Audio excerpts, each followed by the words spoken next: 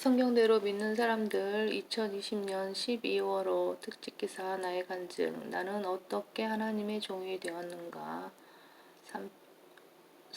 3편 이송호 성경침례교회 담임 목사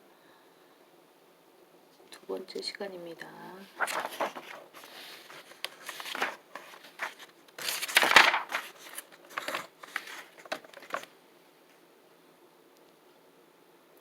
나는 지중해와 알프스 상공을 수십 회 비행했다. 헌신 이후에 주님께서 내게 베푸신 배려는 나를 행복하게 만들어 주었으며 소아시아 7교회의 위치들을 비롯하여 사도 바울의 선교 여정들을 공중에서 감상할 수 있었다. 나는 사우디에 있는 동안 아파트 관리인의 아들, 고등학교 3학년 또래의 아들과 예멘에서 온 그의 친척을 영어로 불영했다. 사우디에서의 비행 임무는 정광석화와 같아서 언제 시작했고 언제 끝났는지 모르게 끝났다. 사우디에서 일하기로 한 3개월이 금세 지나갔고 한국으로 돌아온 이후 계획대로 1981년 11월에 가족과 함께 미국으로 건너가 남가주 샌디마스에 소재한 근본주의 침례신학대학교에서 입학했다. 11월이었음에도 내가 다녔던 연세대학교 영어 과목 8학점을 인정받아 즉시 편입하여 출석할 수 있었다. 하루는 교회사 강의를 듣고 있었는데 일단은 마귀의 종들인 웨스트코트와 홀트가 성경을 변개시켰다는 내용의 강의를 듣게 되었다. 나는 성경 변개에 대한 강의를 듣자마자 심장이 터져버릴 것 같은 큰 고통을 느꼈다. 그런 일이 2번 더 있었고 그때부터 나는 성서 공회의 성서들의 실상을 보면서 성경 번역을 다시 해야겠다는 열정을 키워나갔다. 내가 신학을 공부했던 기간의 생활에 관해서는 지난 호에서 어느 정도 글을 썼기에 이번 호에서는 생략하겠다.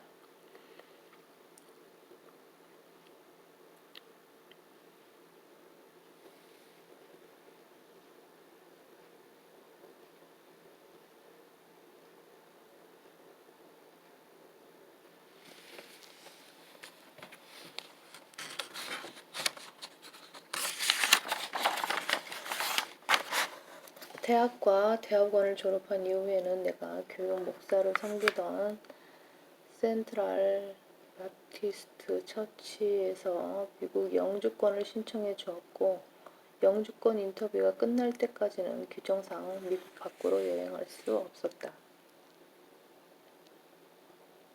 당시 나는 아침 5시에 일어나 성경 번역을 했었고 오전 9시부터는 생업을 위해 시작한 요거트 아이스크림 가게에 나가 일을 했었다. 그런 생활이 3, 4개월쯤 지나갔을까 어느 날 아침 6시에 전화벨이 울렸다. 보통 새벽에 걸려온 전화는 누군가가 죽었다는 비보가 보편적이었음을 알았던 나는 좀 당황했었다. 누구냐고 물었더니 타미 키친스라고 했다. 누구인지 생각하던 차에 사우디에서 만난 케빈 캐롤의 친구였던 것이 생각났다. 어떻게 7년 전에 사우디에서 만났던 그 사람이 그동안 한 번도 연락이 없다가 그것도 내가 그동안 3번이나 이상했는데도 어떻게 내 연락처를 알아서 전화했는지 알 길이 없었다.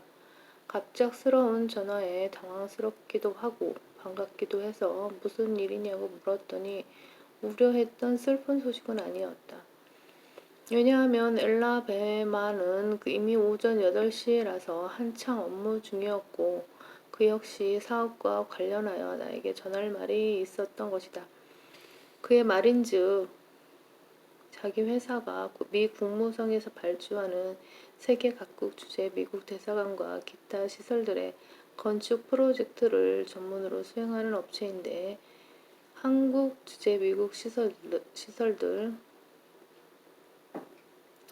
광화문 주한미 대사관, 대사관저, 문화원과 부산 미 문화원을 포함하여 7군데의 보안 공사를 다음 달부터 시작해야 해서 자기 회사의 한국 대표가 되어줄 수 있느냐고 물었다.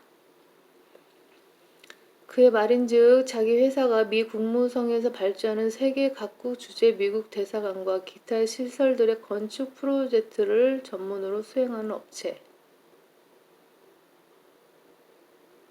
그래서 한국 주재 미국 시설들 광화문 주한미 대사관, 대사관저, 문화원과 부산 미 문화원을 포함하여 7군데의 보안공사를 다음부터 시작해야 해서 자기 회사의 한국 대표가 되어줄 수 있느냐고 물었다. 그래서 내가 기간이 얼마나 되느냐고 물었더니 18개월이라고 했다. 건설 엔지니어들이 9명이라 가니까 월요일 하루만 출근하고 회사 대표만 해주면 된다고 했다. 나는 당시 사보금서를 출간할 준비가 되어 있었는데 영주권 때문에 미국을 떠날 수 없었던 차였기에 마음속으로 이미 그의 제안을 받아들이겠다고 결심을 했었다.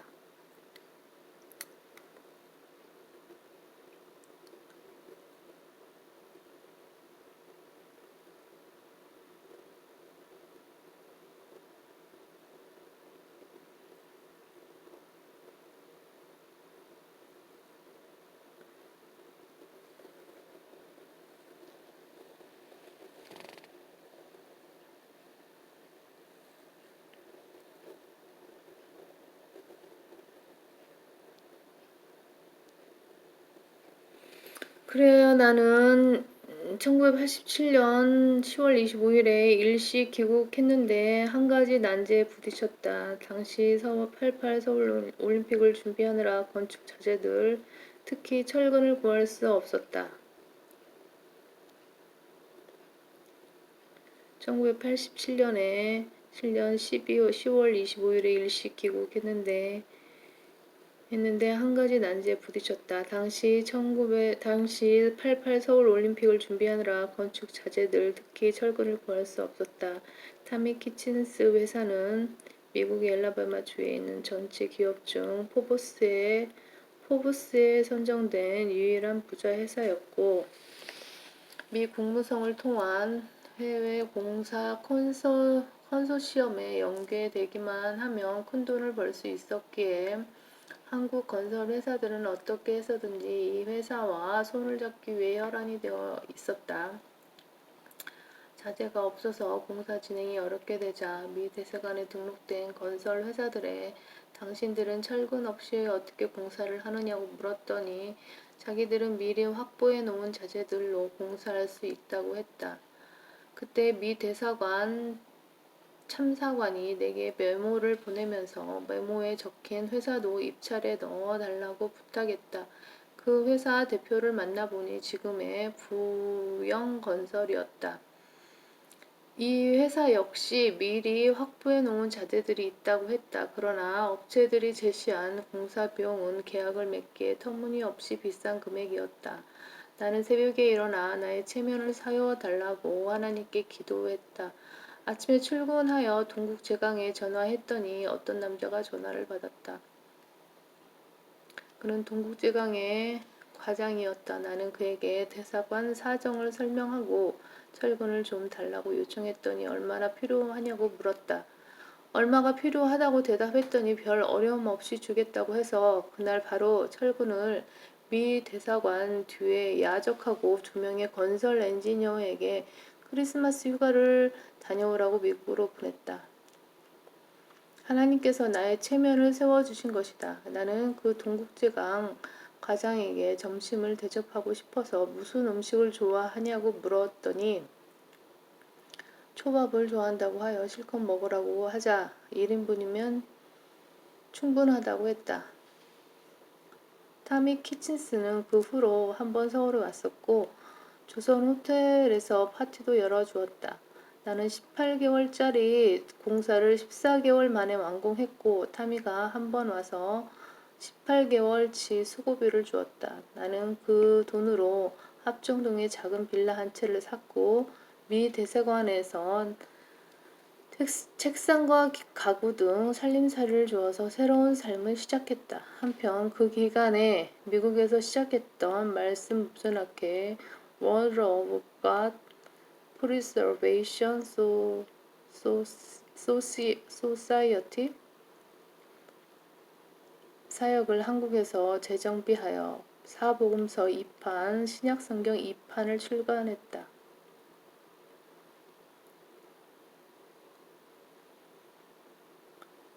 신약성경 초판은 CCC의 김중곤 목사가 주선했었다. 그 와중에 구약성경 번역도 계속했고 펜사콜라 성경신학원, 지금 킹제임스 성경신학교를 설립했다. 네 번째 챕터. 그때부터 말씀 보존 학회로 사람들이 하나둘씩 모여들었고 그들이 학회의 월간지 성경대로 믿는 사람들을 참관하는 데 도움을 주었다. 또한 나는 매주 토요일 오후에 당산동에 있던 나의 사무실에서 모여든 학생들에게 마태복음을